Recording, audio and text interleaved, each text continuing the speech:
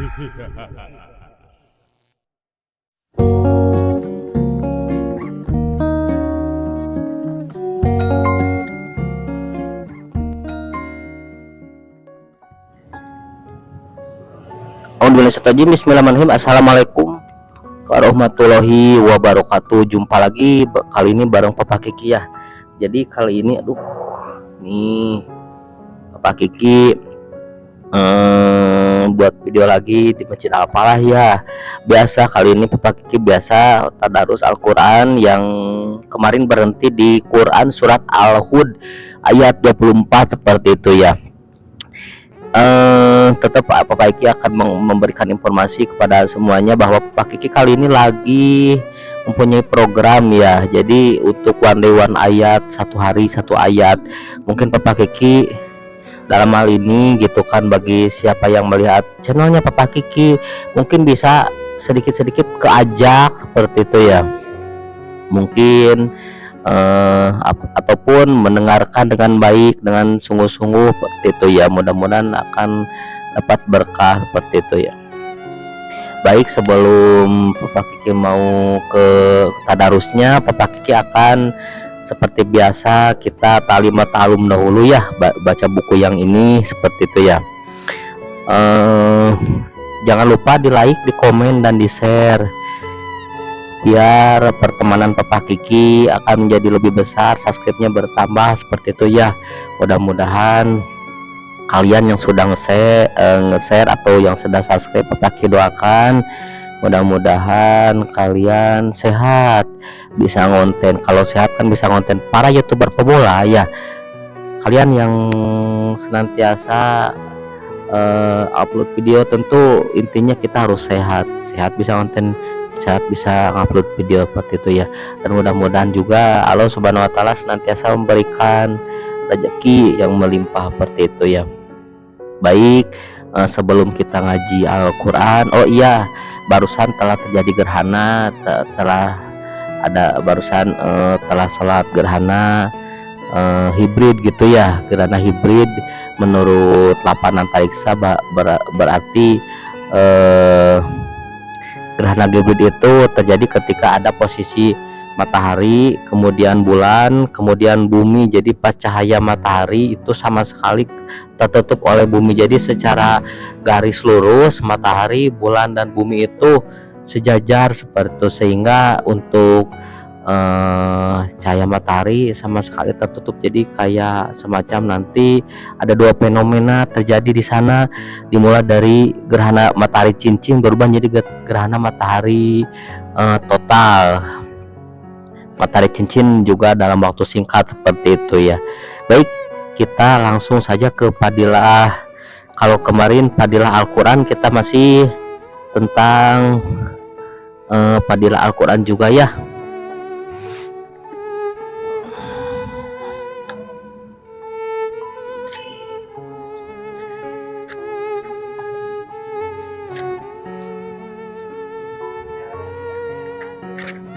Fadilah Quran. Nah, oke. Mungkin untuk fadilah membaca Al-Quran ya. Oke. Jadi untuk fadilah Quran kemarin sampai hadis ketiga ya. Fadilah Al-Quran sekarang untuk hadis keempat ya. Dari Aisyah radhiyallahu anha, Rasulullah SAW bersabda, orang yang ahli di dalam Al-Quran akan bersama para malaikat pencatat yang mulia lagi benar. Dan orang yang terbata-bata membaca Al-Quran serta bersusah payah mempelajarinya, maka baginya pahala 2 kali. Yang dimaksud dengan orang yang ahli di dalam Al-Quran adalah orang yang hafal Al-Quran dan senantiasa membacanya dan memahami makna serta maksudnya.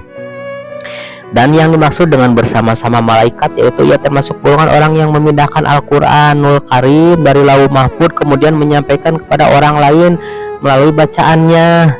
Dengan demikian keduanya mempunyai pekerjaan yang sama, juga bermakna bahwa ia akan bersama para malaikat pada hari mahsyar nanti, seperti itu.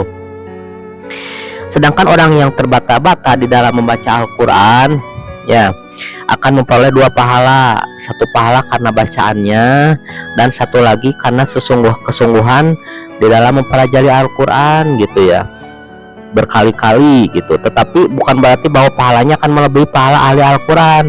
Orang yang ahli membaca Al-Quran sudah pasti akan memperoleh derajat istimewa, yaitu akan bersama-sama para malaikat yang khusus. Maksud yang sebenarnya adalah dengan bersusah payah mempelajari Al-Quran akan menghasilkan pahala ganda. Dengan demikian tidaklah selayaknya kita meninggalkan baca Al-Quran walaupun menghadapi kesulitan di dalam membacanya. Seperti itu ya. Mula Al-Qori rahmatullahu alaih meriwayatkan dari Tabrani dan Baihaqi, barang siapa berusaha menghafal Al-Quran tetapi ia tidak mampu untuk menghafalnya, maka ia akan memperoleh ganjaran 2 kali lipat. Dan barang siapa benar-benar ingin menghafal Al-Quran tapi tidak mampu, ia tetap berusaha untuk menghafalnya, maka Allah akan membangkitkan pada hari mahsyar bersama para hafid Al-Quran. Hadis yang kelima dari Ibnu Umar, Rasulullah SAW bersabda, tidak dibenarkan hasad atau iri hati kecuali terhadap 2. Seorang yang dikaruniai Allah kemampuan menghafal Al-Quran, lalu ia membaca malam dan siang, dan seseorang yang dikaruniai oleh harta oleh Allah, lalu ia menginfakkan malam dan siang. Seperti itu. Di dalam Al-Quran dan hadis banyak disebutkan mengenai keburukan hasad, bahwa hasad hukumnya mutlak tidak dibolehkan. Akan tetapi berdasarkan hadis di atas ada 2 macam hasad yang dibolehkan. Karena banyak riwayat mengenai yang membicarakan masalah ini, alim ulama telah membagi hasad menjadi 2. Hasad dengan makna risik yang dalam bahasa Arab disebut ghibtah. Adapun perbedaan antara hasad dan ghibtah adalah hasad ialah jika seseorang mengetahui ada orang lain yang memiliki sesuatu, maka ia ingin sesuatu hilang, baik ia mendapatkan atau tidak. Sedangkan risik ialah seseorang yang ingin memiliki sesuatu, baik orang lain kehilangan atau tidak. Dengan demikian secara ijma hasad dan adalah haram, dan alim ulama telah mengartikan makna hadis di atas sebagai ghibtah yang di dalam masalah keduniaan dibolehkan, sedangkan di dalam masalah agama mustahab atau lebih disukai. Terkadang digunakan kaidah ucapan itu atas jalan fardu dan takdir, yakni bahwa hasad itu haram kecuali pada kedua masalah di atas. Hadis yang ke-6 dari Abu Musa, Rasulullah SAW bersabda, perumpamaan orang mukmin yang membaca Al-Quran seperti utrujah atau limau manis, baunya harum, rasanya enak. Perumpamaan orang mukmin yang tidak membaca Al-Quran seperti kurma, tidak harum tetapi rasanya manis. Perumpamaan orang munafik baca Quran seperti bunga raihan, baunya harum tapi rasanya pahit. Dan perumpamaan orang yang munafik tidak membaca Al-Quran seperti buah pare, tidak berbau dan rasanya pahit. Hadis di atas bermaksud membandingkan ada sesuatu yang abstrak dengan yang nyata, hingga dapat lebih mudah dibedakan antara orang yang membaca Al-Quran dengan yang tidak membacanya. Tentu telah jelas bahwa kelezatan membaca Al-Quran jauh berbeda dengan kelezatan apapun di dunia, misalnya lezatnya limau dan kurma. Tetapi keistimewaan bersamaan dalam hadis di atas menjadi saksi atas ilmu nubuah dan keluasan pemahaman Nabi Shallallahu Alaihi Wasallam. Sebagai contoh, limau menguatkan mulut, memperbaiki pencernaan, menguatkan lambung, membersihkan perut dan sebagainya. Semua manfaat secara khusus juga didapatkan oleh orang yang membaca Al-Quran, yaitu memangkan mulut, membersihkan batin, dan menguatkan rohani. Salah satu keistimewaan lain dari buah limau adalah bahwa jin tidak dapat masuk ke rumah yang di dalamnya terdapat limau. Jika hal ini benar, maka merupakan keistimewaan khusus dari Al-Quran. Saya mendengar beberapa dokter ahli yang mengatakan bahwa limau manis dapat menguatkan ingatan. Menurut riwayat Ali Delo Anhu dalam kitab Al-Ihya disebutkan bahwa ada 3 hal yang dapat menguatkan ingatan: bersiwak, berpuasa, dan membaca Al-Quran. Di dalam riwayat Abu Dawud sebagai penutup keterangan di atas disebutkan bahwa sahabat yang baik adalah seperti penjual minyak kasturi walaupun kita tidak memiliki minyak kasturi, tetapi dengan berdekatan dengannya akan mendapatkan wanginya. Sahabat yang buruk adalah seperti pandai besi, walaupun kita tidak terkena api, kita akan terkena asapnya. Oleh sebab itu sangat penting untuk diperhatikan siapakah yang patut menjadi sahabatnya dan siapa teman bergaulnya gitu ya. Mungkin 3 hadis Fadilah Al-Quran telah dibacakan oleh Bapak Kiki. Mudah-mudahan setiap orang yang mendengarnya mendapat berkah, mendapat ketenangan seperti itu ya. Dengan catatan didengar dengan seksama seperti itu ya. Baik, sekarang sesudah ta'lim wa ta'lum ya, Bapak Kiki akan tadarus Al-Quran, karena Bapak Kiki mempunyai hanca gitu ya. Apa itu hanca? Terusan gitu ya, dari Quran surat Al-Hud ayat 64. Jadi Bapak Kiki kemarin sampai Quran surat Al-Hud ayat 24 24. Nah kemudian bismillahirrahmanirrahim ya.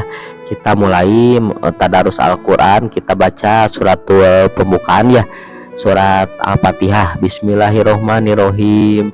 Alhamdulillahirabbil alamin, arrahmanirrahim, maliki yaumiddin, iyyaka na'budu wa iyyaka nasta'in, ihdinas siratal mustaqim, siratal ladzina an'amta 'alaihim ghairil maghdubi alaihim waladdallin. Bismillahirrahmanirrahim. Walaqad arsalna nuhan ila qaumihi inni lakum nadhirum mubin. Ala ta'budu illallah inni akhafu alaikum adaba yaumin alim. Faqala mala'ul ladina kafaru min qaumihi ma naraka illa basarom mislana wa ma naraka taba'aka illal ladzina hum aradi luna badiyar wa ma naro lakum alaina min fadlim bal nadunnukum kadibin. Qala ya qaumi ara'aytu in kuntum ala bayyinatin mir rabbi wa atani rahmatan min indihi fa umiyat alaikum anulzimukumuha wa antum laha karihun. Wa ya qaumi la as'alukum alaihi mala in ajriya illa 'alallahi wa ma ana bitaridil ladina amanu innahum mulaku rabbihim walakinni arakum qauman tajahalun. Wa ya qaumi may yansuruni minallahi in taradtuhum afala tadakkarun. Wala aqulu lakum indi khazainullahi wala alamul ghaiba wala aqulu inni malaku wala aqulu lilladina dari ayunukum la yu'tiyahumullahu khaira. Allahu a'lamu bima fi anfusihim inni idal lamina dolimin. Qalu ya nuhu qad jadaltana fa aktharta jidalana fa'tina bima ta'iduna in kunta minas shodiqin. Qala innama yatikum bihillahu insa'a wa ma antum bimu'azzizin wala yanfa'uhum nushi in aradtum ansoha lakum in kana Allahu yuridu ayyub wiyakum wa rabbukum wa ilaihi turja'un am yaqulu taroh kul ini taroi tuhu fa'alayya ijromi wa ana bari mimma tujrimun.